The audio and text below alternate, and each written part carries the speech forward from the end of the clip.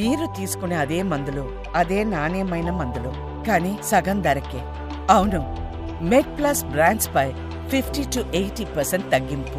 మనం ఎన్ని చేసినా కానీ మన బ్రెయిన్ స్ట్రోక్లు అయితే పెరుగుతున్నాయి ఇప్పుడైతే. సో బ్రెయిన్ స్ట్రోక్లు వచ్చినప్పుడు సాధారణంగా అంటే హై బీపీతోని రకరకాల కారణాలతో బ్రెయిన్ స్ట్రోక్ వచ్చినప్పుడు లక్షణాలు ఎలా ఉంటాయి, మనం ఇమ్మీడియట్గా చేయాల్సిన పని ఏంటి? సో బీ ఫాస్ట్ అని ఒక న్యూమోనిక్ తయారు చేశారు వరల్డ్ స్ట్రోక్ ఆర్గనైజేషన్ వాళ్ళు.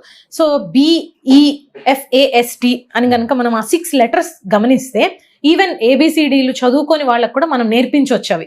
సో ఇలా గుర్తుపెట్టుకోవాలి అని. B for balance. సో ఎవరన్నా సడన్ గా ఉన్నట్టుండి బ్యాలెన్స్ తప్పి కింద పడిపోతున్నారు, సో చెయ్యి బ్యాలెన్స్ అవ్వక వస్తువులు జారిపోతున్నాయి. E for eyesight. అంటే సడన్ గా కూర్చున్న వ్యక్తి కూర్చున్నట్టు ఇలా కర్టెన్ పడిపోయినట్లు ఏం కనిపించట్లేదు, సో అది కూడా ఒక స్ట్రోక్ లక్షణం కావచ్చు. F for face. అంటే ఫేస్ లో వంకర వెళ్ళడం, మూతి వాలిపోయినట్లుగా, లేకపోతే కన్ను మూసుకోకపోవడము, ఇలా ఒక ఫేస్ వైపు వంకర అయినట్లుగా గమనిస్తే గనక మనం దాన్ని కూడా స్ట్రోక్ లక్షణంగా భావించాలి. A for arm. అంటే ఒక చెయ్యి కావచ్చు, కాలు కావచ్చు, అది తిమ్మిరెక్కిన, బరువెక్కిన, వీక్ గా అయిపోయిన, కదపలేని పరిస్థితి, నడవలేని పరిస్థితి, ఇవన్నీ కూడా స్ట్రోక్ లక్షణాలే. ఇక S ఫర్ స్పీచ్. అంటే మాట తడబడడం లేదా తేడా రావడం, అసలు మాట్లాడలేకపోవడం, లేదు ఎదుటి వ్యక్తి ఏం చెప్తున్నారో వాళ్ళకి అవగాహన కావట్లేదు, దాన్ని కూడా రిసెప్టివ్ స్పీచ్ ఈజ్ అబ్నార్మల్ అని మనం గమనించాలన్నమాట.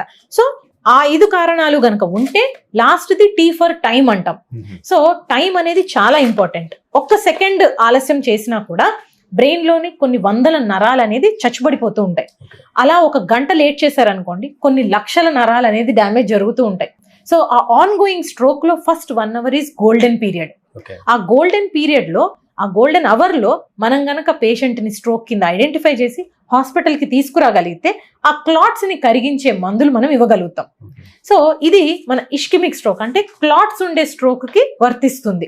అలానే బ్లీడింగ్ ఉందనుకోండి, సో ఆ బ్రెయిన్ లో బ్లీడింగ్ ఏదైతే జరుగుతుందో అధిక రక్తపోటు వలన, బీపీ పెరగటం వలన వస్తూ ఉంటుంది. అది వెంబడే హాస్పిటల్కి తీసుకొచ్చి ఆ బ్లడ్ ప్రెషర్ ని తగ్గించే విధానాలు అండ్ ఆ బ్రెయిన్ లో వచ్చిన బ్లడ్ ప్రెషర్ ని తగ్గించే మందులు పెట్టుకోకపోతే వాళ్ళకి ప్రాణాపాయ పరిస్థితి వస్తూ ఉంటుంది.